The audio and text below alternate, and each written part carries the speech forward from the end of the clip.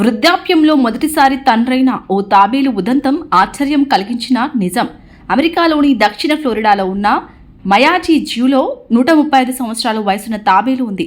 దీని పేరు గోలియత్. ఈ తాబేలు బరువు 234 కిలోలు. గాలాపోగస్కు చెందినది. విచిత్రం ఏమిటంటే ఈ రకం తాబేలు జాతి అంతరించిపోతున్న సరీసృపాల జాబితాలో ఉంది. ఇది 1890లో జన్మించి ఉంటుందని భావిస్తున్నారు. ఇన్ని సంవత్సరాల తర్వాత స్వీట్ పీ అనే 100 ఏళ్ల వయసున్న మరో ఆడ తాబేలు ద్వారా గోలియత్ తండ్రి అయింది. స్వీట్ పీ మొత్తం 8 గుడ్లు పెట్టగా 128 రోజులు పొదిగిన తర్వాత కేవలం 1 మాత్రమే పిల్లగా మారింది. ఇది జూలో గాలాపాగోస్ జాతికి చెందిన తొలి తాబేలు పిల్ల కూడా ఇదే.